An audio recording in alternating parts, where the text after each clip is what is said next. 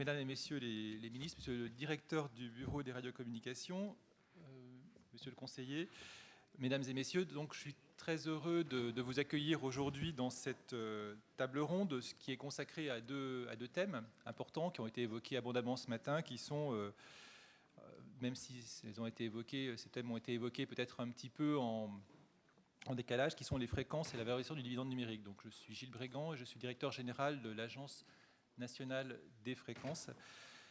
Donc quelques mots d'introduction rapidement, et puis ensuite je passerai la parole à François Rancy, à Jacques Stern et à Monsieur Griby d'Alcatel pour introduire un peu le débat.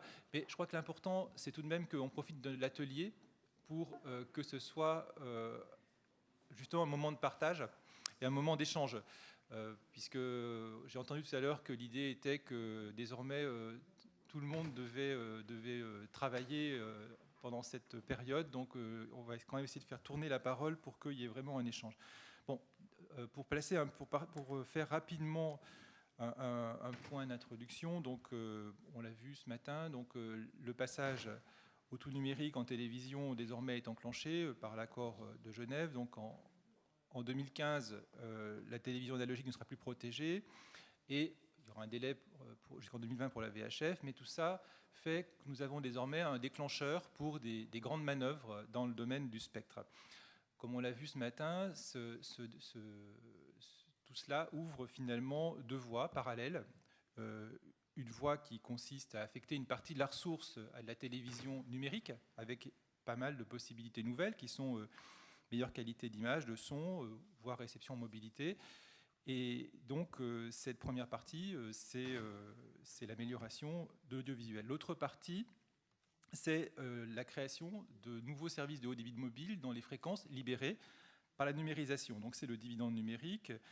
C'est aussi la possibilité de perspectives économiques, connexion à l'Internet, création de nouveaux services, e-administration, e-santé, e-éducation. Tous ces points ont été abordés.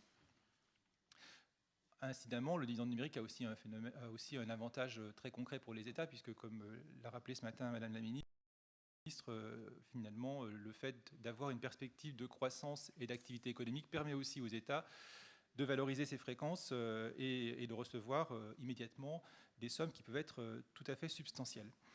Donc, comme nous l'avons vu ce matin, les transitions numériques qui s'annoncent vont emporter beaucoup d'enjeux, des enjeux techniques, des enjeux juridiques, économiques, culturels, donc assurément politiques.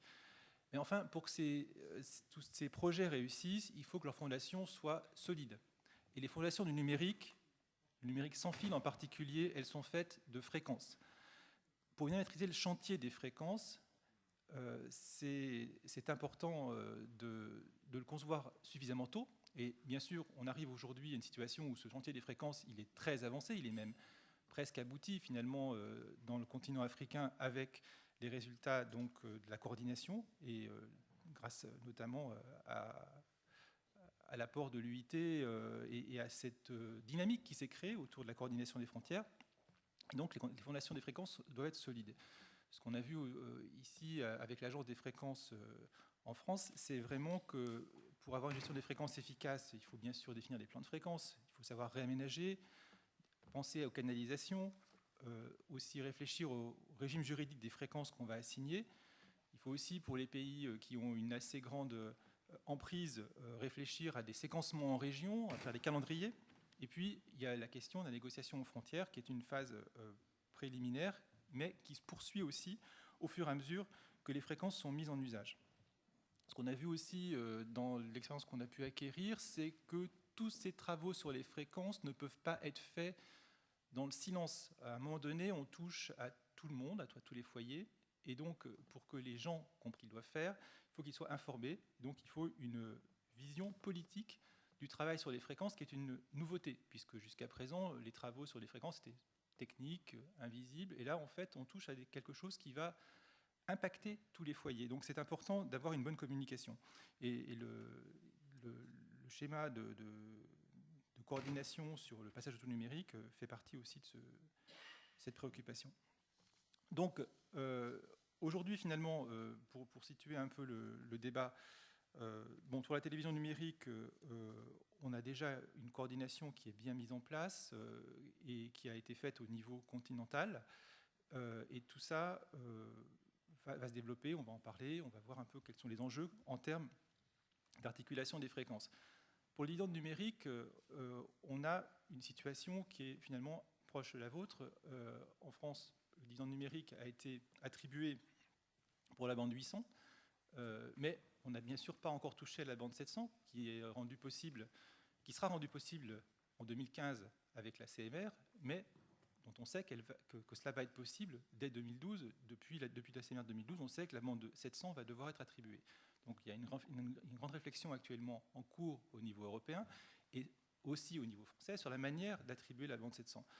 Dans les pays africains, aujourd'hui, finalement, vous allez à la fois pouvoir attribuer la bande 700 et la bande 800. Donc vous avez là une avance particulière qui est intéressante, puisqu'on va utiliser les mêmes canalisations sans doute. Donc en fait, on va avoir une communauté d'approche sur l'usage des bandes 700 et 800. Donc le dividende numérique, c'est un sujet qui est vraiment très actuel et qui va nous occuper beaucoup dans les années qui viennent.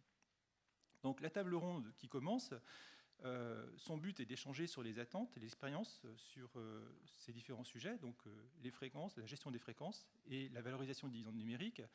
Donc, pour lancer le débat, donc, on a le privilège de compter parmi nous des personnes qui sont justement au cœur de la révolution numérique. Donc, François Rancy, que vous connaissez tous et qui dirige le bureau des radiocommunications à l'UIT. Donc, François est finalement le directeur mondial des fréquences, on peut dire ça.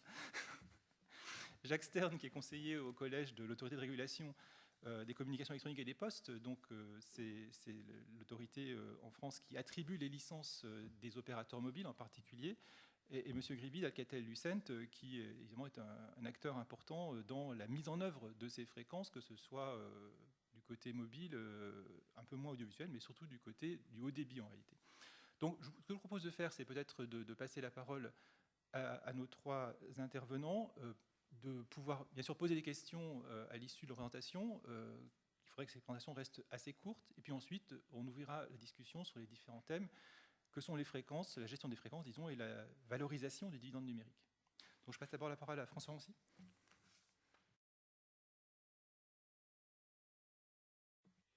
Merci Gilles et bonsoir à tous. Je crois que Gilles Brégan vient de faire une introduction sur la valorisation du dividende numérique dans le sens donner sa pleine valeur au dividende numérique. Alors moi je voudrais prendre la question sous un angle un peu différent, peut-être plus terre à terre. Quand on parle de valorisation du spectre, tout le monde, et en particulier les financiers, nous sommes dans la maison des financiers ici, à Paris, pense quelque chose de plus terre à terre, c'est ça vaut combien? Quelle est la valeur du dividende numérique? Le ça vaut combien, je l'ai entendu à partir de 2003, quand on ne savait pas très bien ce qu'était le dividende numérique et à quelle fréquence exactement il allait se trouver. Il y avait beaucoup de gens qui me posaient la question, ça vaut combien? Et je répondais, on ne saura jamais. Alors, je voudrais simplement, pour essayer de vous montrer combien cette question est à la limite oiseuse, faire une liste de 5 éléments ou 5 caractéristiques, 5 domaines qui contribuent à donner de la valeur ou à enlever de la valeur aux fréquences et en particulier aux dividendes numériques. Alors, le premier, on pourrait dire, ce sont les caractéristiques intrinsèques des fréquences, c'est-à-dire eh bien, la bande UHF, on sait qu'il y a 100 MHz à 800 à peu près, même pas 72, un peu plus à 700 MHz. Donc, il n'y a pas beaucoup de largeur de bande. Par contre, ça se trouve à un endroit du spectre qui est particulièrement intéressant pour des caractéristiques de propagation. Les signaux se propagent loin, voire en sautant les obstacles. Et donc, c'est très intéressant. Si vous montez dans le spectre, par exemple à 2,6 GHz, qui est aussi une bande très intéressante et bien harmonisée mondialement, à 9,6 GHz, vous avez beaucoup plus de fréquences. Vous avez pratiquement près de 200 MHz, 190 exactement, mais à un niveau dans le spectre qui est beaucoup plus élevé et qui fait que pour obtenir la même couverture, il faut en gros 4 fois plus, 4 fois 7, 28, bon, un peu moins de 4 fois plus de stations de base. 4 fois plus de stations de base, ça veut dire 4 fois plus cher en gros. Et donc c'est la raison pour laquelle on voit que le développement de la 3G à 2 GHz par exemple se fait avec grande difficulté dans les zones peu peuplées parce que ça coûte très cher pour un retour qui ne sera évidemment pas suffisant pour rentabiliser l'investissement. Donc ça, je dirais, c'est la caractéristique intrinsèque de la fréquence, la position dans le spectre et la largeur de bande disponible. Évidemment, plus vous avez de largeur de bande, plus vous allez pouvoir acheminer du trafic. Plus on monte en fréquence, plus la largeur de bande est grande. Si vous allez à 60 GHz, vous allez trouver des gigahertz de largeur de bande. Par contre, la portée sera ridicule. Le deuxième aspect qui a une influence sur la valeur du spectre, c'est, on en a parlé ce matin, ce que j'appellerais sa propreté, c'est-à-dire sa qualité au niveau de l'absence de brouillage. Et de ce point de vue-là, ce n'est plus une propriété intrinsèque, c'est une propriété qui est le résultat du travail du réglementeur. S'assurer qu'il n'y a pas dans le spectre au niveau national d'autres utilisateurs, dans la bande, voire dans les bandes adjacentes, qui pourraient soit créer des brouillages, soit, et il ne faut jamais oublier cet aspect-là, souffrir de brouillage de la part du nouveau venant. Il faut se rappeler l'expérience récente aux États-Unis d'une compagnie appelée LightSquare qui a eu une licence et dépensé des milliards de dollars pour déployer son réseau et à qui la FCC a retiré sa licence parce qu'on s'est aperçu, après coup, que cette activité, ce réseau, brouillait la réception du GPS dans la bande adjacente. Donc ça, c'est un élément qui est dans vos mains, mais c'est un élément, on l'a vu ce matin aussi, qui est dans vos mains à travers les coordinations internationales. C'est-à-dire que pour se protéger des brouillages des pays voisins, il faut aussi discuter.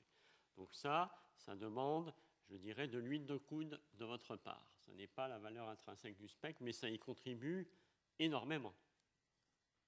L'expérience de LightSquare montre que la valeur du spectre attribué à LightSquare, à la fin, ça a été 0, ça a même été moins 2 milliards de dollars.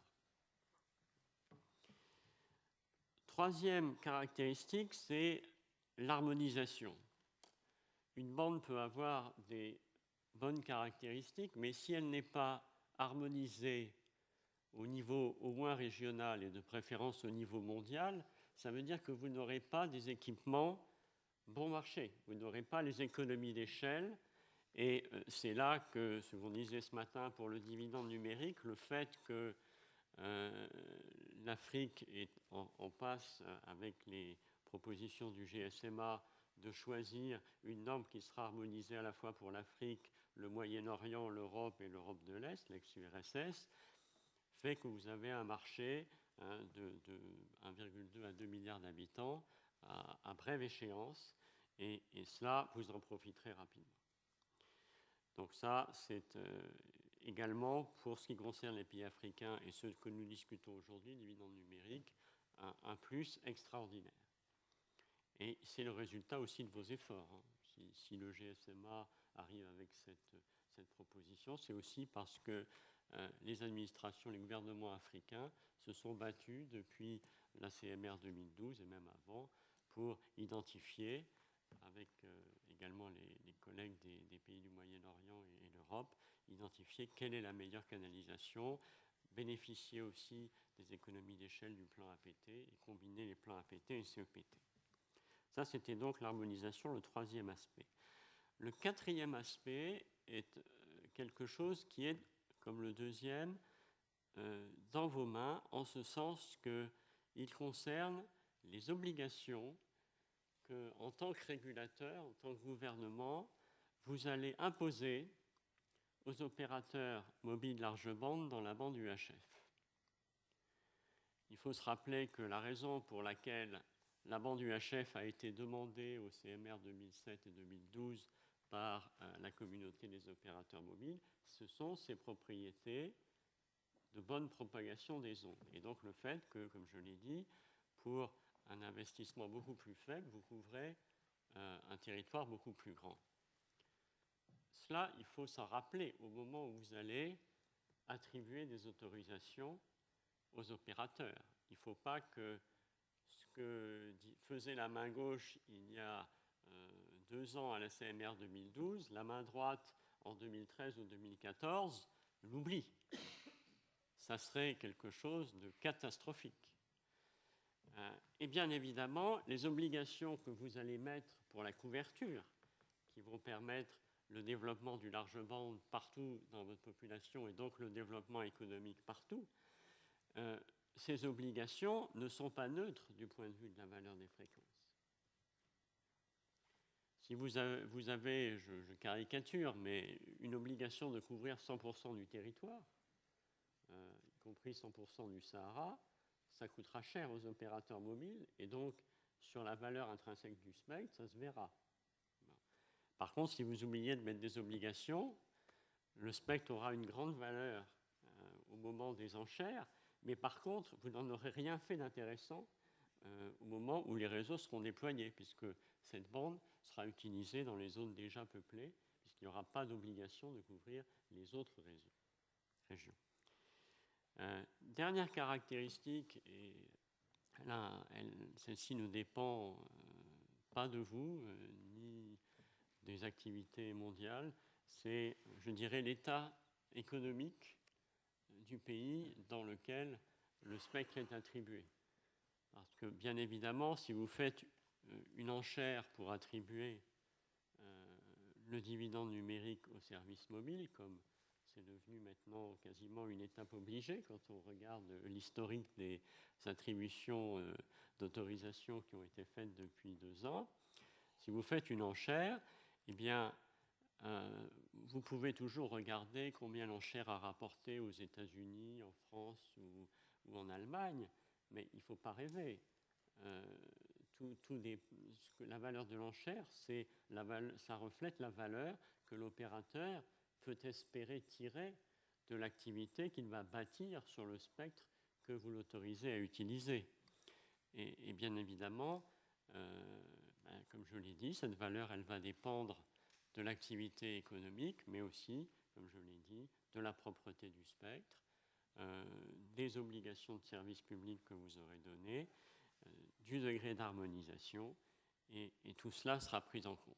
Toutes ces raisons font qu'il est extrêmement difficile quand quelqu'un vient me voir et qu'il me dit « voilà, je vais faire des enchères dans la bande 700 ou 800 MHz, quel doit être le prix de réserve que je dois fixer ?» C'est extrêmement difficile parce que tout dépend de ce qu'on veut obtenir et en particulier, comme je le disais, des obligations de couverture. Donc voilà ce que je pouvais dire en introduction rapide sur ce sujet de la valorisation qui est un peu différent, j'ai pris sous l'angle plus terre à terre que Gilles tout à l'heure. Merci. Merci François. Enfin, c'était tout de même pas du tout terre à terre parce que ça donne un cadre quand même assez construit finalement de la création de valeur sur le spectre et ça ouvre pas mal de perspectives, mais effectivement j'en conclus qu'on ne sait jamais combien ça va coûter finalement. C'était le début, mais finalement la question initiale c'était ça vaut combien et finalement la réponse c'est compliqué. Voilà. Donc en tout cas, mais ça vaut quelque chose et on constate et parfois finalement on a des surprises heureuses. Je vais peut-être passer la parole à Jacques Stern sur cette fois-ci le point de vue d'un régulateur indépendant.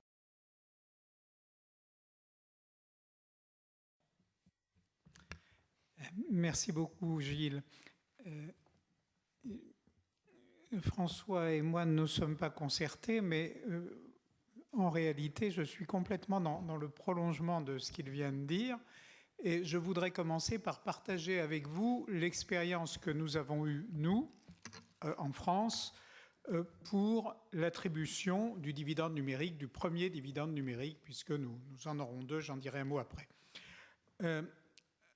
À la fin de l'année 2011, l'ARCEP, l'autorité de régulation des communications électroniques, donc qui est une autorité indépendante, a eu la charge de piloter les procédures d'attribution des deux bandes de fréquences dont François a parlé, donc la bande 800 MHz du dividende numérique, où nous avons attribué 30 MHz du duplex, donc 2 fois 30, et la bande 2,6, où nous avons attribué un peu plus de spectre. Et ceci a été l'aboutissement d'un processus à la fois au niveau international, avec la CMR 2007, au niveau européen, avec une décision d'harmonisation de la Commission européenne, et au niveau français, avec la décision du Premier ministre de mettre en œuvre effectivement ce dividende numérique, ce qui a conduit en novembre 2011 à l'arrêt de la diffusion analogique de la télévision, passage à la TNT, et fin 2011, et plus précisément en janvier 2012, à l'attribution par l'ARCEP des nouvelles licences pour la 4G. Alors, quels ont été les objectifs pour l'ARCEP? Eh bien, les objectifs, ça n'a pas été seulement de valoriser en espèces sonnantes et trébuchantes les licences qui ont été attribuées, mais ça a été une combinaison d'un certain nombre d'éléments. Premier élément, l'aménagement numérique du territoire. Nous avons pensé, notamment pour la bande 800, c'est-à-dire celle qui a les meilleures qualités de propagation et donc qui peut couvrir des zones relativement peu denses mais assez vastes, nous avons pensé qu'il y avait un objectif prioritaire d'aménagement du territoire et nous avons établi des obligations de couverture qui sont très très proches de 100%. On ne peut pas dire 100%, mais très très proches de 100% de la population à terme, c'est-à-dire au bout de 15 ans. Deuxième objectif, nous avons estimé qu'il était important de mettre en place une répartition des licences et une répartition du spectre de manière à garantir une concurrence pérenne et efficace au bénéfice du consommateur. Donc effectivement, cet objectif a été atteint. Les 4 opérateurs présents en France ont obtenu tous des fréquences et ils ont obtenu des quantités relativement équilibrées les uns vis-à-vis des autres. Et le troisième élément, c'est la réponse à la question que François a posée. Combien ça vaut? Alors, on ne peut pas répondre à l'avance, mais après, on peut répondre compte tenu des éléments, des contraintes que nous avons imposées aux opérateurs. Eh bien, compte tenu du contexte français à la fin de 2011, ça a rapporté 3,6 milliards d'euros au budget de l'État, ce qui est tout de même un chèque important. Alors, je suis d'accord avec François, on n'en tirera pas de conclusion sur les années qui viennent et d'autres pays, mais tout de même, c'est une valorisation intéressante pour un État. Alors, je voudrais dire un mot sur la manière dont nous avons procédé, parce que je pense que c'est également assez intéressant. Nous avons fait, nous, une enchère combinatoire à un seul tour, suppli fermé. Et nous avons, c'est-à-dire que chaque opérateur expliquait ce qu'il voulait, il misait sur plusieurs lots de fréquences, et nous avons sélectionné la meilleure combinaison possible des différentes mises des opérateurs. Mais nous avons sélectionné cette meilleure combinaison possible, pas uniquement du point de vue de la maximisation des ressources pour l'État, mais aussi du point de vue des engagements que pouvaient prendre les opérateurs. Donc il y avait d'une part le montant financier, mais il y avait aussi des éléments, par exemple le niveau d'engagement vis-à-vis des MVNO, des opérateurs mobiles virtuels, et également des engagements supplémentaires que pouvaient ou non prendre les opérateurs en matière de couverture au niveau départemental. Donc la France est un pays malgré tout assez étendu, et même en s'engageant à couvrir au bout de 15 ans 99,6% de la population, on pouvait être amené à laisser de côté, dans les départements, nous avons un peu plus de 90 départements en France, on pouvait être amené à laisser de côté certaines zones. Donc, ceux des opérateurs qui prenaient des engagements supplémentaires, eh bien, ils avaient des points en plus et le prix qu'ils offraient se trouvait donc virtuellement multiplié par un coefficient multiplicateur résultant de ces points supplémentaires. Outre cet aspect donc qualitatif autant que quantitatif, nous avons également fixé des règles de manière à éviter qu'un seul opérateur ne puisse truster un trop grand nombre de trop grande quantité de spectres et dans un trop grand nombre de bandes de fréquences. Donc nous avons mis des limites sur la quantité maximale de fréquences qu'un opérateur pouvait acquérir autant dans la bande 800 que dans la bande 2,6. Nous avons garanti, au moins pour la bande où il y avait le plus de fréquences disponibles, une quantité minimale de fréquences que tout opérateur pouvait obtenir. Et nous avons imposé, pour les opérateurs, et il y en a eu un sur les 4 qui n'aurait pas de fréquence dans la bande 800 à l'issue du résultat des enchères, nous avons imposé un accueil en itinérance par l'un de ceux qui auraient gagné une partie du spectre dans la bande 800. Alors j'ai dit que je dirais un mot de l'avenir. Mais l'avenir pour nous, bien entendu, c'est le second dividende numérique. Et pourquoi ce second dividende est nécessaire? Eh bien parce que le développement des usages de l'Internet mobile font que nous aurons encore et de plus en plus besoin d'identifier de nouvelles fréquences pour la téléphonie mobile. Et la CMR 2012, vous le savez bien, a prévu donc d'identifier ces nouvelles ressources pour le service mobile. La décision sera prise en 2015, notamment la décision sur la bande 700 MHz. Et au niveau européen, le RSPP, vouloir dire Radio Spectrum Policy, a prévu un objectif ambitieux, donc qu'on identifie 1200 MHz d'ici 2015 à l'intérieur de l'Europe. Donc pour nous, le premier pas maintenant, c'est la bande 700 MHz. Ça va être un enjeu majeur pour nous, mais pour vous également. Un enjeu majeur pour l'accès mobile et aussi pour la coopération entre nous. Si vous le permettez, je voudrais conclure sur un dernier transparent qui devrait s'afficher. Oui, voilà, non, il est affiché. Nous avons avec vous, du moins avec les régulateurs de beaucoup de vos pays, nous avons une association qui s'appelle Fratel, qui est le réseau des régulateurs francophones. Et nous avons décidé, c'est tout à fait à l'ordre du jour, compte tenu de cette conférence aujourd'hui, nous avons décidé de centrer pour l'année 2014 nos travaux sur la question précisément de la fréquence et de la gestion du spectre. Alors pourquoi ?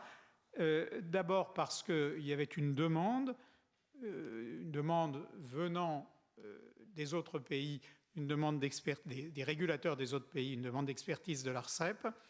Et par ailleurs, il y avait tous ensemble une véritable demande multilatérale qui était que nous puissions échanger sur ces domaines. Et donc, nous allons, en 2014, organiser à la fois un séminaire et une réunion annuelle qui porteront spécifiquement sur les questions dont je vous ai déjà parlé, le premier dividende, le deuxième dividende, la neutralité technologique, c'est-à-dire la réaffectation de bandes de fréquences qui étaient antérieurement utilisées pour la 2G ou pour la 3G, la réaffectation en usage neutre, donc potentiellement pour la 4G. Donc je vous invite à vous reposer en partie naturellement, sur vos autorités de régulation avec lesquelles nous sommes, nous, à l'ARCEP, en contact permanent et je pense qu'elles pourront vous aider, comme je crois nous avons aidé le gouvernement et l'État dans cette question d'attribution du dividende numérique. Merci. Merci beaucoup, Jacques, pour cette présentation évidemment de la problématique particulière du régulateur, qui est celle de trouver les bonnes méthodes pour réussir l'optimum social en fait, et attribuer les fréquences dans les meilleures conditions. Alors peut-être pour avoir une vue qui cette fois-ci sort un peu de ce cadre français et nous donne un peu plus de visibilité sur d'autres pratiques dans d'autres pays. C'est la Brahim Gribi qui va nous présenter la vision cette fois-ci finalement d'un constructeur et qui au-delà des problèmes plus théoriques qu'on vient de poser sur ce qu'on veut obtenir comme résultat, finalement lui regarde ce qui se passe vraiment vu du constructeur de manière très concrète. Merci beaucoup et je remercie les précédents intervenants. Je pense qu'ils ont bien exprimé un peu le contexte, ça me facilite un peu la tâche. Là, je vais plutôt opter à expliquer un peu ce qu'on voit nous en tant que constructeurs par rapport aux différentes pratiques qu'on voit, et je vais me focaliser surtout en Afrique parce qu'on est en train de déployer quelques réseaux 4G aujourd'hui. Bon, ça démarre et on voit bien l'intérêt porté par les différents pays pour tout ce qui est 4G, le besoin croissant pour développer le très haut débit, le développement naturellement des infrastructures terrestres, de la fibre optique, mais aussi vraiment aller plus vers la 4G. Donc on va bien se développer cette tendance. Et la question qui se pose, bien sûr, qu'est-ce qu'on va faire au moment de la transition et le passage à la télé numérique. Donc je pense que je vais éviter de répéter certains éléments qui ont été déjà dit, donc pour juste garder un peu de temps pour justement les échanges après, je vais passer directement au slide un peu plus loin qui dit valeur du spectre, justement, comme ça ça va dans la continuité de ce qui a été dit. Il faut aller un peu plus loin. Juste après, celui d'après. Voilà, c'est celui-là. Donc en fait, il est vrai aujourd'hui, la question elle est très pertinente. C'est quoi la valeur du spectre? Donc c'est quelle valeur? Donc on peut bien sûr trouver des benchmarks. Ce qu'on représente, on voit bien un diagramme ici, on voit bien quelques indicateurs sur différents pays, pas nécessairement en Afrique, mais qui montrent un peu la valeur attribuée aux différentes bandes de fréquences, y compris le dividende numérique dans différents pays. Donc ça donne une certaine idée. L'idée ici de ne pas nécessairement regarder quel prix pour tel pays, mais plutôt de voir la tendance. Alors tout ce qui est en rouge, on voit bien, ça c'est plutôt pour le dividende numérique dans les différents pays par rapport au reste. Ce qui est en bleu, par exemple, c'est la fréquence 2.6. On a bien compris, il y a une adéquation entre la couverture et les capacités. Donc on a bien vu que c'est plus compliqué de déployer sur la bande 2.6, même pour la 3G, pour des bandes 2.1. La 2.6, c'est même des fréquences un peu plus hautes. Donc du coup, ça nécessite nécessairement plus de stations de base et du coup, il y a un coût supplémentaire de déploiement et de CAPEX. Par contre, le compromis avec le dividende numérique, certainement, c'est des fréquences basses, donc naturellement moins de stations de base, mais une meilleure couverture. Donc il y a voilà, un compromis, du coup, il y a un investissement plus lourd au moment d'octroi de ces licences. Alors c'est la question qui se pose pour les opérateurs, bien sûr. Payer des montants élevés, ça veut dire aussi peut-être un frein pour les investissements. C'est une question, mais après, c'est trouver l'adéquation. Donc ça, c'est plutôt des indications. Alors moi, je vais plutôt regarder, alors, qu'est-ce qui est en train de se profiler en Afrique ou quels sont les différents modèles qu'on voit naturellement en Afrique. Donc le slide prochain. Donc alors, la question, c'est quel processus d'attribution du dividende? Ce qu'on voit clairement, bon, il y a l'approche traditionnelle, hein, donc elle est inévitable de passer par des enchères, de voir des concours de beauté, des fois de combiner les enchères et un concours de beauté pour essayer de trouver un moyen justement d'inciter aux investissements au développement de la 4G. Donc l'approche qu'on a vue jusqu'à là dans les pays un peu en Europe et un peu partout où il y a eu des licences d'attribution de la bande de fréquence sur le dividende numérique, la bande 800. C'est plutôt une approche traditionnelle, en chair, avec quelques spécificités par pays. Je prends l'exemple de l'Allemagne, ou plutôt une approche inversée. On va mettre des priorités à commencer par les régions moins peuplées, puis voilà, il faut déjà commencer par ces zones, ces communautés, et aller aux communautés suivantes, ainsi de suite. Donc c'est plutôt une approche inversée, mais c'est une approche d'enchère. Alors, donc la question, c'est toujours trouver un compromis à trouver entre les objectifs du pouvoir public. Je pense que ça a été dit qu'il faut trouver, bien sûr, maintenir l'équilibre du budget de l'État, mais la question, je pense, elle est pertinente en Afrique subsaharienne, c'est quand même développer aussi, stimuler le développement socio-économique. Il y a, je pense, la question de l'impact du très haut débit, du mobile, du fixe, de l'Internet. Elle est aujourd'hui, je dirais, c'est un fait, tout le monde en parle, il y avait pas mal d'études. Donc, il n'est pas question de dire est-ce que réellement ça va développer, mais plutôt comment on va en profiter pour développer le très haut débit en Afrique. Alors, donc il y a ce compromis pour les gouvernements aujourd'hui, quelle approche, et donc aussi pour développer tous les secteurs vitaux autour d'une stratégie numérique. Donc, il y a l'approche, bien sûr, investissement privé, avec des modalités d'attribution de licences, donc soit l'approche traditionnelle, comme on le voit en Europe.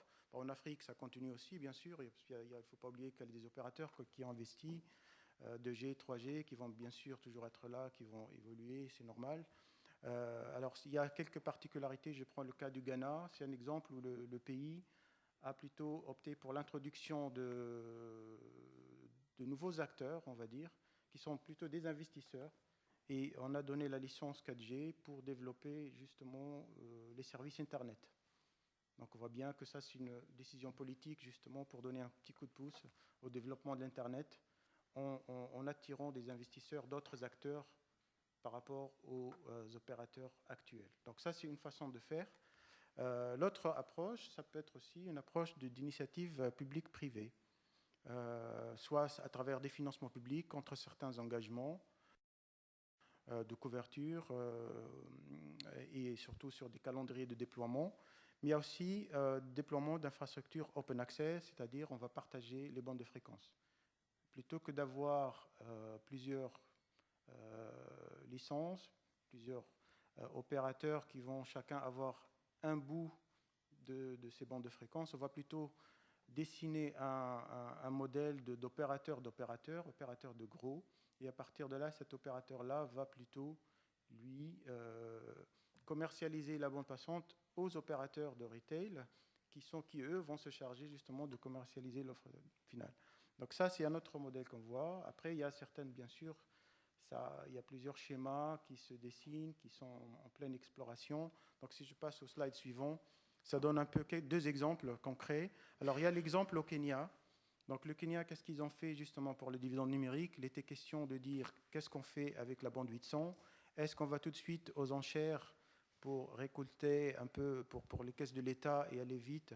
Ou bien est-ce qu'on regarde plutôt l'approche à long terme et le développement économique? Donc après des études, ils ont lancé en fait une expression d'intérêt où ils ont demandé à tous les acteurs intéressés, que ce soit les opérateurs ou le secteur privé, à se mettre autour de la table, ceux qui sont intéressés, pour discuter, voir un peu monter une étude, de voir un peu quel modèle serait le plus approprié pour le pays. Donc finalement, après cette étude, nous avons participé avec les opérateurs et d'autres acteurs privés. Et après plusieurs mois, bien sûr, de travail et d'études, de faire le montage financier, le retour sur investissement, quel modèle. Et finalement, l'ancien gouvernement, je dis bien l'ancien gouvernement parce que c'est important, il a donné son feu vert pour apporter les 60 MHz de la bande 800. Donc, en fait, c'est la contribution. Donc, on ne va pas opter pour une approche traditionnelle en passant par des enchères, mais plutôt, c'est une contribution de l'État. Et en contrepartie,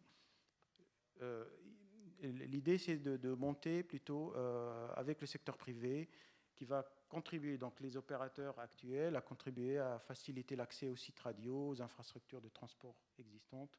Et ça permet d'aller plus vite pour déployer un réseau national et surtout minimiser les coûts de déploiement et réduire un peu les coûts d'implémentation, de déploiement de réseau. Donc, démutualiser au maximum et même le spectre. Alors, c'est un modèle qui était un peu exploré. En exploration, ça dure un peu 2 ans, hein, ce genre de schéma d'études. À partir de là, en fait, il y a eu des études du montage juridique et financier. Aujourd'hui, ce qui se passe, et ce qui s'est passé au Kenya, avec l'arrivée du nouveau gouvernement, en fait, ce schéma-là et ce montage, en fait, il a été un peu remis en question. Parce qu'avec le nouveau gouvernement, la question est plus, plutôt que de regarder juste le dividende numérique, ils ont lancé cette année le plan Kenya National Broadband Strategy qui regarde un peu le développement de la stratégie nationale 2013-2018. Ils vont inscrire le développement d'un réseau open access, donc partagé, avec tout le reste, c'est-à-dire une stratégie e-gouvernement, une stratégie de backbone, de fibre optique, etc. Donc, et aujourd'hui, donc, en fait, ils ne remettent pas en question le modèle open access, mais plutôt c'est de quelle façon, quel montage, quelle structure. Donc, c'est plutôt une remise à zéro. On remet le compteur à zéro. On va regarder un peu, explorer quel type de modèle. On veut faire de l'open access, un réseau partagé, mais de quelle manière, c'est encore en étude. L'autre exemple, c'est l'exemple du Rwanda. C'est une autre approche. Le concept, c'est aussi de déployer un réseau national 4G. L'approche est différente dans le sens où ils sont partis pas nécessairement sur un consortium de partenariat public-privé avec tous les acteurs autour. C'est plutôt, ils ont trouvé un opérateur. Là, dans ce cas-là, c'est le coréen Korea Telecom. Et donc, ils ont créé une JV avec les Coréens. Et l'idée, c'était, le gouvernement donc, fait pareil, il va fournir le spectre et une licence d'exploitation exclusive. Et il garantit cette licence pendant 25 ans. Et le Coréen, donc l'opérateur privé, va plutôt gérer la construction du réseau national, le transfert et l'exploitation du savoir-faire. Il va fournir tout l'appui technique. Donc on voit bien qu'il y a toujours une approche de partenariat public-privé. Par contre, le schéma et la forme, ça peut être différent selon les pays. Ça, c'est les 2 cas qu'on voit bien qui sont un peu avancés dans les réflexions. Mais je sais qu'il y a pas mal de pays qui se posent la question. Maintenant, ce n'est pas les seuls modèles. Bien sûr, il y a toujours les opérateurs actuels. Il y a partir sur une méthode traditionnelle en chair.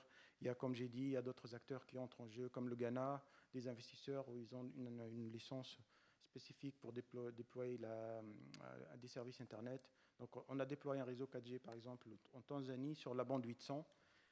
Et là, juste pour citer enfin, je pense que François il a cité tout à l'heure, une question importante, c'est la propreté des fréquences. Et là, par exemple, je vois bien qu'en Afrique, ce n'est pas nécessairement une question de présence de chaînes de télé analogiques ou de broadcast. Des fois, on trouve des réseaux CDMA, donc des réseaux mobiles, qui ont été déployés justement pour déployer de la téléphonie fixe ou bien des services Internet dans les zones rurales. Et aujourd'hui, la question, c'est comment nettoyer ces bandes de fréquences, comment gérer des problématiques d'interférence si on déploie la 4G avec des réseaux CDMA qui sont pas nécessairement très denses, mais qui sont là, qui occupent les bandes de spectre. Et c'est toujours un peu compliqué même pour les régulateurs pour devoir évaluer justement les spectres, mais tenir en compte les possibilités d'avoir des filtres des 2 côtés, c'est tout ça. Donc c'est comme d'autres complexités qui peuvent entrer en jeu selon la propriété justement des bandes de fréquences et qui les occupent. Donc je vais m'arrêter là pour justement permettre un certain nombre d'échanges dans la salle. Merci pour cet exposé. Effectivement, enfin, on voit bien finalement la grande liberté d'action. Enfin, et ce qui est assez, enfin, ce que je vois aussi, c'est évidemment cet après-midi, tous les exemples qu'on prend sont des exemples de personnes qui ne sont pas dans la salle. Donc vous êtes justement parfaitement libre de pouvoir dire comment vous envisagez les choses à partir de votre propre expérience. Et puis l'idée, c'est bien qu'on arrive à partager sur des thèmes comme le travail sur la préparation du dividende numérique, c'est-à-dire les éléments techniques peut-être, la coordination, les bonnes pratiques en matière de maintien de la propreté du spectre, tous ces éléments-là, je crois que ça fait partie d'un tout. Et alors, je ne sais pas, il faut toujours qu'il y ait une première question, une première intervention qui se produise. Si vous souhaitez intervenir, je vous propose que vous vous présentiez pour que... Voilà, tout à fait. Je vous en prie. Moi, ce n'est pas une question, c'est plutôt juste une continuité de ce que les... Alors, je suis Mokhtar, je suis de l'Union africaine. En fait, la nécessité de l'harmonisation du dividende numérique a été soulignée par les 3 participants. Il y a un aspect technique d'abord, un aspect industriel et surtout un aspect financier sur l'économie d'échelle qui pourrait être fait. J'ajouterai ici un élément, un quatrième élément, qui est le facteur politique. Tous ces éléments ayant justifié en fait une décision politique, l'Afrique a particulièrement besoin de son intégration. Donc c'est l'intégration africaine en fait qui est en réalité la raison d'exister des institutions africaines et des Africains d'une façon générale, qui fait que cette harmonisation du dividende numérique en Afrique est extrêmement nécessaire. C'est pourquoi, au niveau de l'Union africaine, et la première semaine de décembre, nous organisons un atelier réellement dédié à une approche continentale sur l'harmonisation du dividende numérique. Voilà ce que je voulais un peu ajouter sur cette intervention. Merci. Merci pour cette intervention. Et il se trouve que je suis cette année le président du Radio Spectrum Policy Group, qui est en fait une structure européenne, de Commission européenne, en fait, qui conseille la Commission européenne sur l'orientation à prendre. Et effectivement, au niveau européen, il y a aussi un effort pour avoir une forme d'approche coordonnée sur ce dividende numérique, parce que je crois que les continents s'aperçoivent bien qu'on est face à des outils qui sont maintenant sur un marché mondial et que finalement l'intégration par les communications électroniques, c'est un acte politique assez fort. Donc c'est même une assez bonne nouvelle d'avoir une structure qui est en train de se mettre en place sur la bande 700 et la bande 800, qui sont finalement deux systèmes où on va avoir, en tout cas sur la bande 700, des canalisations qui sont compatibles et des terminaux qui peuvent lire les deux bandes en fait. Donc c'est un facteur aussi d'essor économique mutuel. En fait, c'est tout à fait puissant. Peut-être il faut vous lancer, parce que vous savez, au départ, on avait dit que voilà, on devait tous travailler. Alors maintenant, on a lancé le débat. Il faut que le débat se crée et prospère. Oui, je vous en prie. Je vous remercie. Heureusement qu'on rappelle qu'il s'agit d'un débat, parce qu'on ne comprenait plus. Bon, je vous remercie encore une fois, parce que en fait, on a réussi à mettre sur la même table, tous les acteurs de la chaîne des radiocoms, c'est-à-dire on a les régulateurs, l'UIT, les fabricants d'équipements et un exemple sur la France. Bien, après tout ce qui s'est échangé, je me suis posé la question de savoir s'il y a réellement des best practices en matière de la valeur du spectre. Et s'il y en a des best practices, est-ce qu'il y a réellement un rationnel derrière? Parce que je m'avoue être perdu entre-temps, parce que lorsque M. Drancy a pris la parole, en fait, il a mis en exergue, il a parlé de 5 éléments qui pouvaient intervenir dans la valeur du spectre. Je ne vais plus revenir dans ces détails, mais lorsque, on prend ces mêmes éléments, on fait le même exercice en France et aux États-Unis, on se demande si derrière ces éléments, il y a réellement un rationnel. Quel élément agit comment sur la valeur du spectre, avec quel poids? On se rend compte qu'il y avait une dispersion. Parce que M. Drancy parle des caractéristiques intrinsèques, il parle de la qualité au niveau de l'absence du brouillage, de l'harmonisation. Bon, il y a quel rationnel et comment ils agissent. Et lorsque M. Jacques Stern a pris la parole, il a évoqué ce problème non seulement d'enchères, mais aussi d'obligations, un certain nombre d'obligations qu'on impose à ceux qui veulent acquérir ces bandes, comme l'accès ouvert au MMVNO. Je me suis posé la question de savoir est-ce que ces engagements ne rentrent pas dans les cahiers des charges. Les cahiers de charges, est-ce que ce n'est pas le régulateur qui les impose, pour ainsi dire que les acquéreurs seraient dans les mêmes conditions, c'est-à-dire qu'on ne dira pas qu'un opérateur vient avec ses propres obligations. Ça, je m'avoue être un peu dans la confusion. Et voilà, après, je me dis, finalement, est-ce que les éléments cités par les uns et les autres apportent un rationnel? Est-ce qu'on peut arriver à un modèle, pour ainsi dire, que si on met sur la balance l'aspect caractéristique, l'aspect qualité, on peut appliquer les mêmes modèles d'un pays à l'autre, même si ce n'est pas les mêmes valeurs. Mais on va quand même avoir un rationnel. Bon, en conclusion, au fait, je me suis dit que ce qui reste ici, c'est l'enchère et la mise. C'est tout ce que je trouve comme... Pour ne pas... si vous permettez, je peux aller sur une autre question.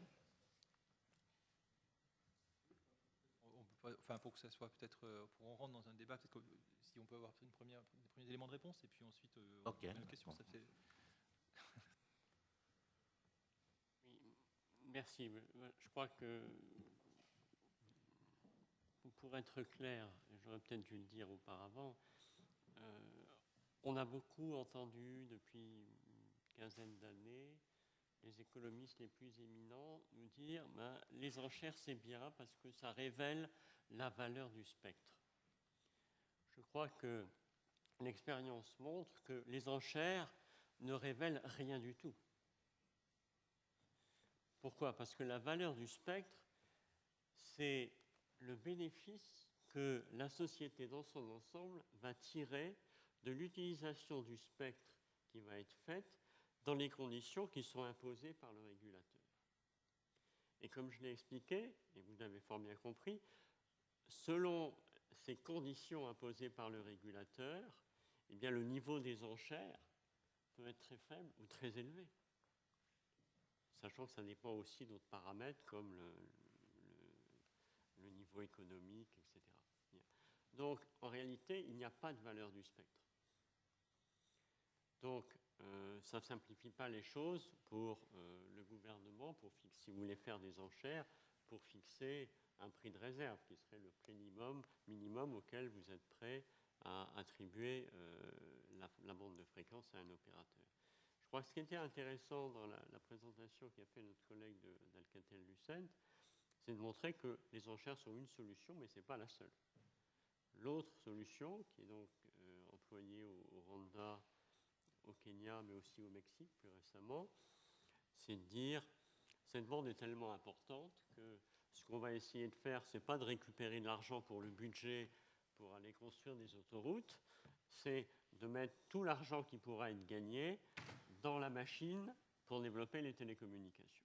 Et à ce moment-là, on dit on ne fait pas d'enchères, on met à disposition de l'opérateur le spectre, et la valeur que la société et donc l'État en retirera, eh bien, c'est le fait qu'on aura des réseaux de télécommunications qui coûteront moins cher à la fin, puisqu'on ne les aura pas taxés au début. Alors, je ne sais pas si j'ai répondu à toutes vos questions. La question sur les MVNO, peut-être Jacques Stern voudra y répondre, mais ça fait partie des obligations. Clairement, si vous imposez à un opérateur d'ouvrir son réseau aux MVNO, ben ça va diminuer non pas la valeur du spectre, mais la valeur de l'enchère. La valeur du spectre, on peut dire, ça sera augmenté puisqu'il y aura plus de concurrence, jusqu'à un certain point. Je crois qu'en réalité, on n'est qu'en apparence contradictoire. On est plutôt complémentaire avec François. Au moment où on a établi les enchères, il y a d'abord eu un prix de réserve qui a été calculé. Alors ce prix de réserve, il a été calculé par des méthodes d'économie ou de finance tenant compte de plans d'affaires concrets d'opérateurs et puis de méthodes de type DCF. Et on en déduit ce qu'on peut attribuer comme valeur au patrimoine immatériel de l'État qui est mis à la disposition des opérateurs, qui est le spectre.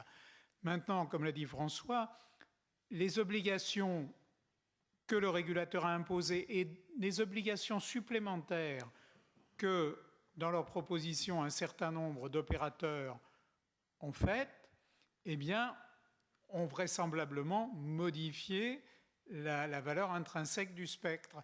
Plus il y a d'obligations et plus la valeur du spectre intrinsèquement diminue, puisque d'une certaine façon, le spectre est payé par les obligations. Et à la limite, dans un certain nombre d'exemples qui nous ont été présentés, on peut imaginer que le spectre puisse valoir 0, qu'il soit mis à disposition en contrepartie d'engagements forts de la part d'un unique opérateur ou de plusieurs opérateurs. C'est aux États de choisir le compromis optimal vis-à-vis de cette valeur. Mais je ne rejoins pas complètement François. Il me semble qu'il y a quelque part un objet qu'on a du mal à quantifier et qui est la valeur du spectre. On ne peut pas dire que le spectre n'a pas de valeur. Excuse-moi, juste corriger un point. Lorsque tu te référais à la valeur, c'était le montant des enchères. Et donc ce que je dis, c'est que la valeur du spectre, ce n'est pas ça. La valeur du spectre, c'est quelque chose de beaucoup plus complexe qui est caché, et c'est le bénéfice que la société va tirer de l'exploitation du spectre. Et ça, c'est beaucoup plus difficile à apprécier que le montant des enchères. Pardon, monsieur, puis ensuite monsieur au plus au fond. Je vous en prie. Je vous remercie infiniment. Bon, la quantification, le problème du spectre est un problème essentiel dans le processus de migration vers le numérique. En Mauritanie, dans le cadre de la mise en place du comité national, nous avons adopté une approche très simple des sous-commissions traditionnelles, techniques, juridiques, mais aussi de communication et une sous-commission chargée du dividende numérique qui est présidée par notre régulateur. Il y a des problèmes posés.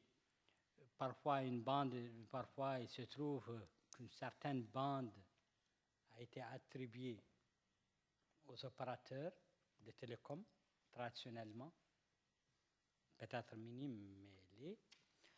L'approche des scénarios sur lesquels les pays peuvent travailler, c'est premièrement faire une étude approfondie, de simulation approfondie pour savoir l'utilisation potentielle des opérateurs et les bénéfices que ça peut générer, avoir un chiffre en fonction des usages et en fonction des spécificités de chaque pays.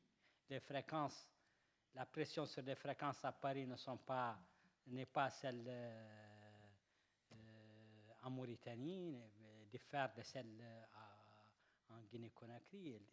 Chaque pays a sa spécificité en fonction de cette demande. Donc c'est une étude en réalité à faire par les États, chacun à part, pour que les gouvernements sachent un schéma, un chiffre sur la base duquel ils peuvent décider la vente aux enchères ou l'allocation ou les différents procédés dont vous avez fait allusion. Mais je pense, si j'ai un autre avis, peut-être que la première approche, c'est de faire cette étude, que le gouvernement sache en fonction de ses spécificités, des spécificités de son État, de ses populations, de ses traditions, parce que les pays ont des traditions parfois différentes en matière d'utilisation des spectres, d'utilisation du mobile, de mobilité, son accès à sa propagation, de faire son marché,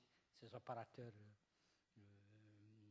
Est-ce qu'ils sont 3, 4, 5? Est-ce qu'ils vont ouvrir aux autres opérateurs étrangers? Donc, c'est une étude de marché avec laquelle, une fois faite, le gouvernement pourra, les gouvernements peuvent.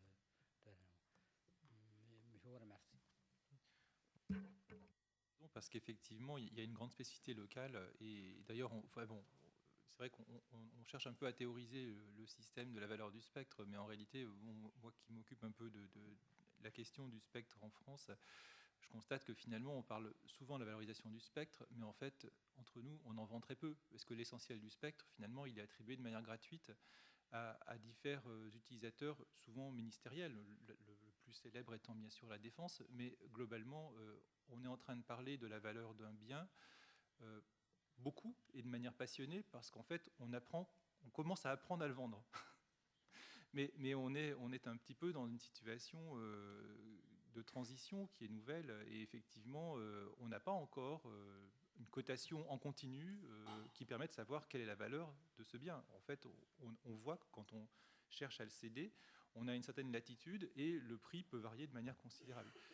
Mais bon, ça nous mène vers des éléments un peu philosophiques, mais aujourd'hui, on découvre de manière très chaotique la valeur du spectre. vouliez intervenir, monsieur, je crois. Je vous remercie. Moi, c'est plutôt d'abord une question que je voudrais poser à Alcatel du CERN. Suite à sa présentation, il était ressorti que le Ghana avait eu à attribuer des licences 4G ou bien une licence 4G dans la bande du dividende numérique. Alors, je voudrais savoir si le processus était mené à son terme ou bien c'était une planification. Si le processus était mené à son terme, qu'est-ce que cela a apporté au Ghana, sachant que si la licence devrait être mise en œuvre, le Ghana n'a pas encore parachevé dans la bande UHF sa transition vers la radiodiffusion numérique. Donc, et de surcroît, même si le Ghana a entamé cela, d'autres pays de la sous-région, donc les pays limitrophes, n'ont pas encore, en tout cas certains n'ont même pas entamé la transition vers le numérique. Donc je voudrais savoir, est-ce que cela valorise le spectre pour le Ghana, sachant que si l'attribution était faite déjà, sachant que la bande de fréquence du dividende numérique est encore susceptible de brouillage si l'opérateur devrait déployer son réseau. J'ai constaté quand même l'expérience européenne, en l'occurrence l'expérience de la France dans la présentation de l'ARCEP. Nous avons vu que les attributions de fréquences ont été réalisées fin 2012. Or, en fin 2012, la France a déjà parachevé sa transition vers le numérique. Bon, je me demande, les expériences de modèles africains, est-ce que cela valorise en procédant à des attributions aujourd'hui, alors que la transition n'est pas encore parachevée? Est-ce que ces mises sur le marché de licences 4G valorisent le spectre des pays africains? Et ce qui va d'ailleurs à l'encontre du sommet sur les fréquences de Nairobi, où l'institution spécialisée de l'UA, en l'occurrence l'UAT, avait demandé aux États africains de ne procéder à des mises sur le marché des licences qu'une fois que la transition vers le numérique sera parachevée, c'est-à-dire au-delà de 2015. Merci. Juste une clarification, en fait. J'ai cité 3 exemples. Donc, le premier exemple, il s'agit de la Tanzanie, en fait, bon, qui n'était pas nécessairement montré, mais là, on a déployé. Et là, clairement, la Tanzanie a déjà, on va dire, migré. Il est passé par la phase au numérique. Et donc, ils ont fait quelque sorte le switch-off, l'arrêt de l'analogique. Donc, dans ce cadre-là, il n'y a pas un problème. Le problème, il est plus avec les interférences avec les réseaux existants CDMA. Donc, ce n'était pas une question dire entre l'analogique broadcast et le dividende numérique. Excusez-moi, il y a quand même les pays voisins de la Tanzanie qui n'ont pas parachevé. Pardon ? Il y a des pays voisins de la Tanzanie qui n'ont pas encore parachevé. Oui, bien sûr. Mais je veux dire, j'ai cité cet exemple-là, où le Ghana, bien sûr, dans la Tanzanie, ils ont plutôt... c'est des investisseurs, donc c'est d'autres acteurs qui sont arrivés pour justement des services Internet. Le Ghana, juste pour répondre à la question du Ghana, je précise, en fait, le Ghana, je parlais de façon générale, pas nécessairement sur le dividende numérique, parce que le Ghana, là, on parle aujourd'hui de licence 4G sur la bande 2.6, en commençant par les villes. Donc, après, ils n'ont pas encore fait pour la bande du dividende numérique, donc juste pour clarifier un peu mon point. Je parlais de façon générale qu'en Afrique, il y a d'autres méthodes et approches pour l'octroi de licences, et dans ce cadre-là, des fois, on peut même aller au-delà des acteurs actuels pour faire entrer d'autres intervenants, et aussi avoir des conditions, ne serait-ce que limitées, par exemple, sur l'accès au débit Internet. Mais clairement, la question elle est pertinente. Le Kenya, c'est un projet en étude, dans le sens où on va explorer quel schéma, en attendant justement cette transition. Et on sait bien, il y a quelques années, déjà le temps de se préparer, de faire toute la procédure. Et ils voulaient en même temps, bien sûr, anticiper et mettre en place tous les moyens nécessaires et surtout préparer le cadre juridique et financier. Parce qu'on sait bien, dans le montage partenariat public-privé, souvent, ils sont toujours confrontés surtout à l'absence d'un cadre juridique et financier. Donc c'est dans ce cadre-là qu'ils ont lancé le chantier en parallèle. Et le Kenya, bien sûr, ils ont remis en question cette approche. Ils l'ont inscrit aujourd'hui sur un plan qui va aller 2013-2018. Donc c'est dans ce cadre-là qu'on voit bien ces deux activités en parallèle, en fait, qui veulent aller et atteindre le même objectif à la fin. Mais la question, bien sûr, valorisation du dividende numérique, c'est vrai, je pense que je rejoins les réponses de tout à l'heure, c'est un peu difficile, mais ce qui est important, c'est à soulever les réflexions en Afrique et dans certains pays pour essayer de trouver des approches différentes d'approches traditionnelles, d'enchères classiques, avec comme objectif, c'est un développement à long terme et un développement macroéconomique du pays. Voilà. Peut-être d'autres précisions, M. Rancip et M. Idali, vous voulez dire un mot aussi? Oui, je crois que M. Salou a parfaitement raison, en ce sens que sa question, une de ses questions, c'était la question de l'impact de la propreté du spectre sur la valorisation du spectre. Clairement, si vous procédez à une attribution ou à des enchères du dividende numérique mobile alors que la télévision analogique n'est pas encore arrêtée, eh ben, d'une certaine manière, vous vendez la peau de l'ours avant de l'avoir tué. Ouais. Hein, c'est clair. Donc, fatalement, ça a un impact sur le coût que vous pourrez retirer des enchères. Si vous procédez à des enchères alors que vos voisins n'ont pas arrêté l'analogique, c'est-à-dire qu'ils transmettent dans la bande 700 ou dans la bande 800, vous êtes dans le même cas pour les zones frontalières. Si vous avez du CDMA dans la bande 800, même chose. Je prends l'exemple en France, c'était au moment où j'étais encore à l'Agence nationale des fréquences. Les militaires étaient dans la bande 800 MHz. Si on avait procédé à des enchères à ce moment-là, ça aurait été catastrophique. En fait, les enchères, si je me rappelle bien, je parle sous ton contrôle, ont eu lieu en disant quand vous allez avoir eu accès au spectre, il y aura une ardoise de 112 millions d'euros à payer aux militaires pour qu'ils dégagent. Et ça, il faudra le payer le lendemain du jour où vous aurez eu l'assignation. Donc c'est assez clair. Alors, ce que je voulais dire par rapport à ça, et comme je l'ai dit tout à l'heure, c'est que les pays africains se sont mis en position d'avoir un spectre propre au niveau, en tout cas, du dégagement de la bande par la radiodiffusion, puisque l'accord qu'il y a eu au mois de juillet de modifier le plan de Genève 2006 sur la base d'un nouveau plan qui fait l'objet d'un accord, c'est un nouveau plan qui évacue de la télévision les bandes 700 et 800.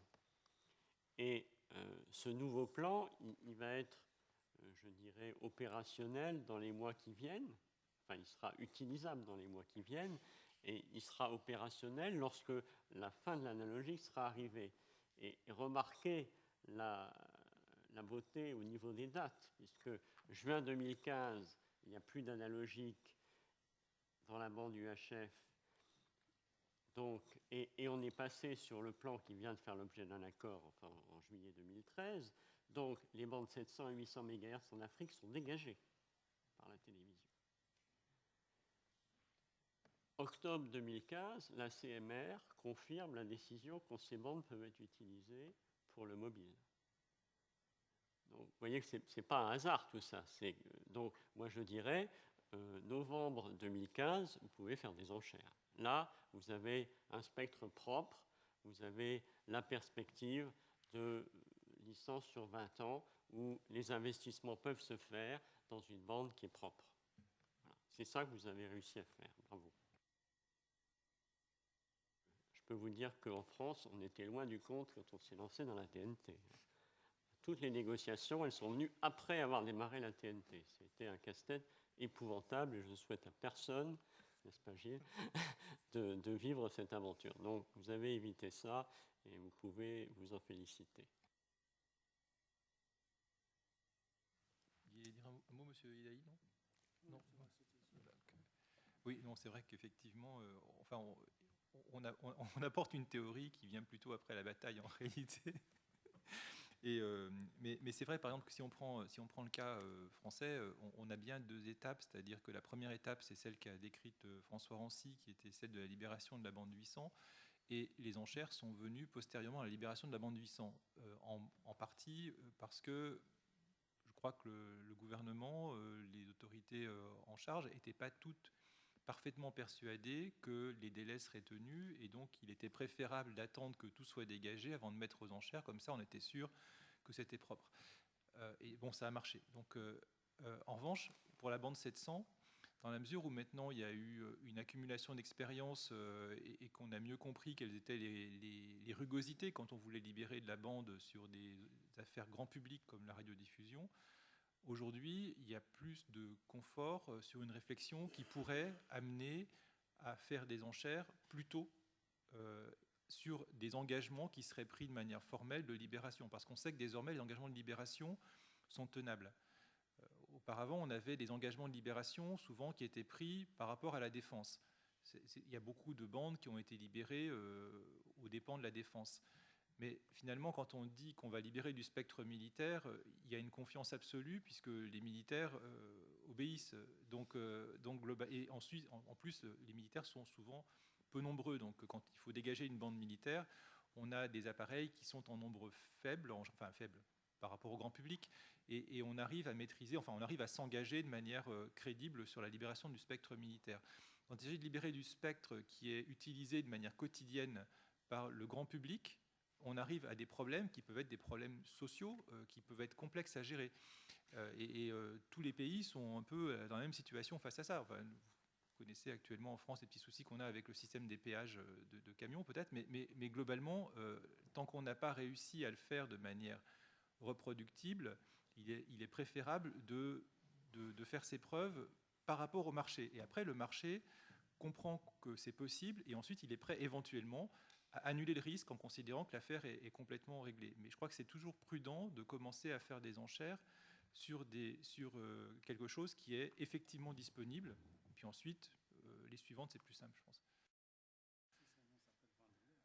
Monsieur Bouillot. Oui, Laurent Bouillot, Société Cyraldel.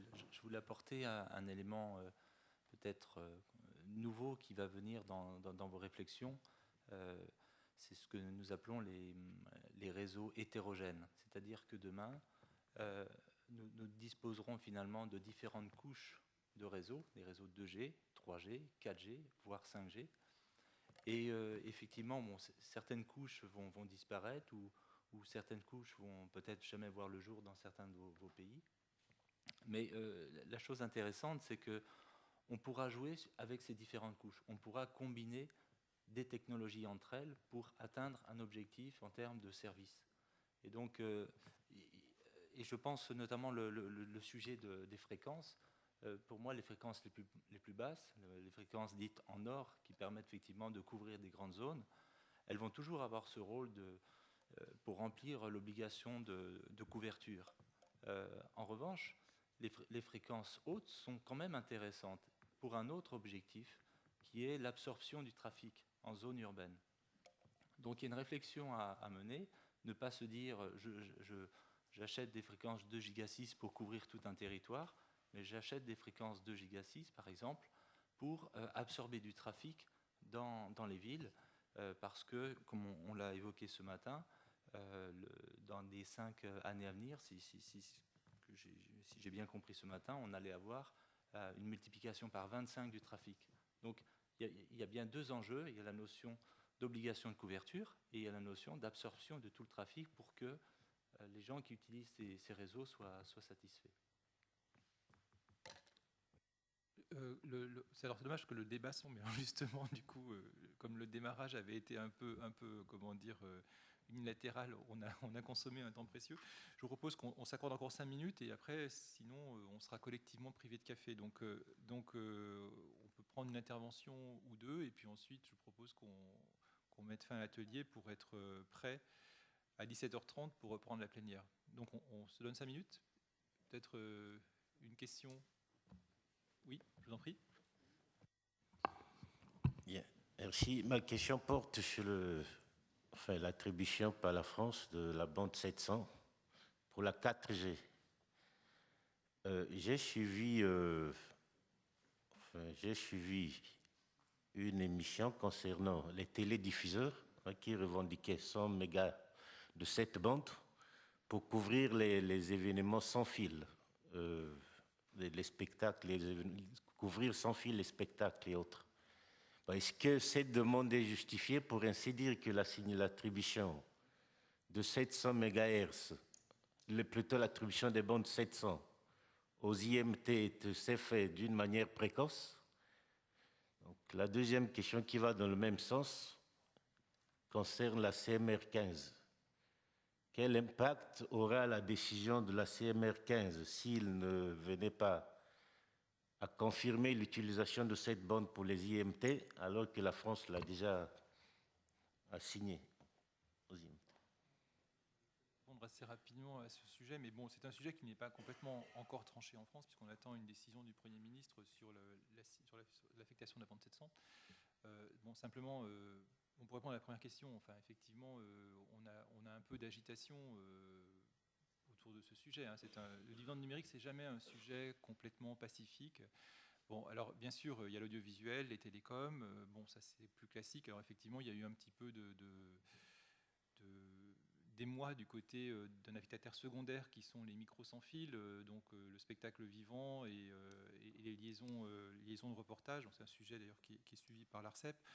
Bon, on est quand même tout à fait confiant par rapport à ça, puisqu'effectivement, ces affectataires secondaires auront de la bande, notamment on est en train d'utiliser pour eux les bandes duplex des nouveaux blocs qu'on attribue à la téléphonie mobile, et il y a des solutions. Simplement, peut-être qu'il y a, enfin, j'ose à peine dire, une forme d'instrumentalisation aussi de certains acteurs pour que la décision soit vraiment pesée. Donc voilà, elle est en train d'être pesée, donc c'est plutôt un épiphénomène. Mais enfin, on fait attention, bien sûr, à ces usagers particuliers.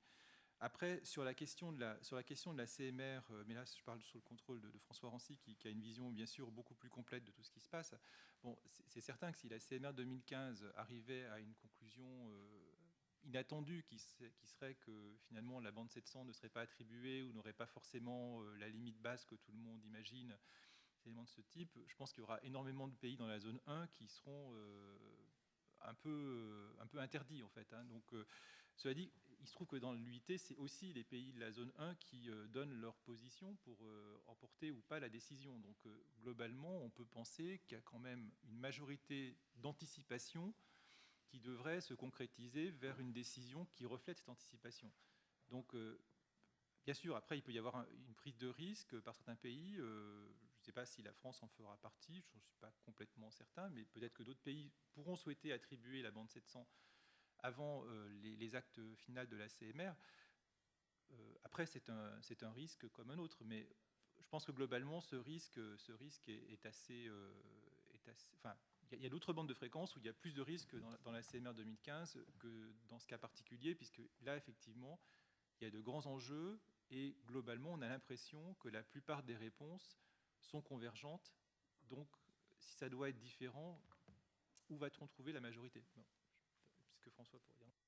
Oui, puisqu'on parle de la CMR 2015, je voudrais simplement dire, j'ai dit ce matin, j'ai aucun doute que la CMR 2015 confirmera la décision de la CMR 2012, et en particulier que le bas de la bande restera à 694 MHz.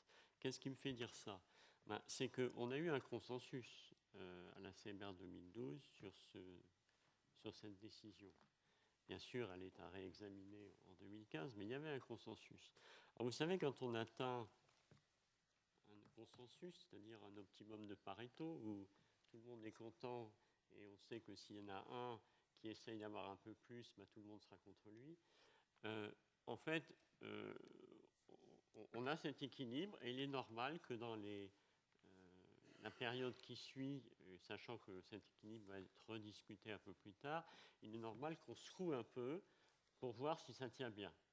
C'est d'ailleurs ce qui se passe toujours à la fin des conférences mondiales.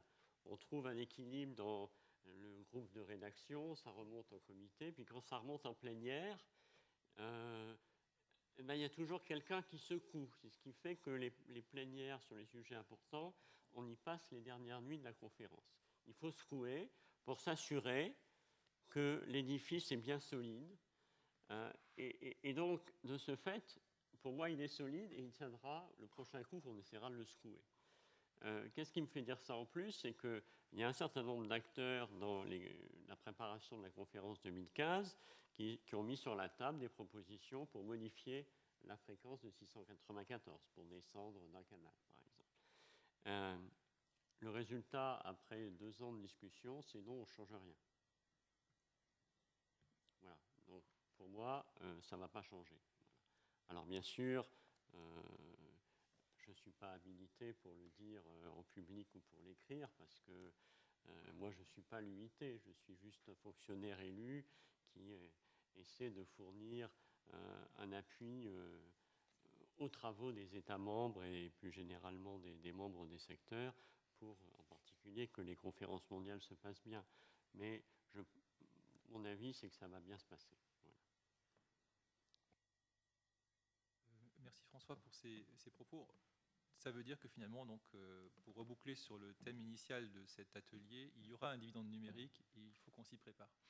Donc je propose que sur ces paroles d'espoir, on mette fin à l'atelier et on prenne quelques minutes pour aller...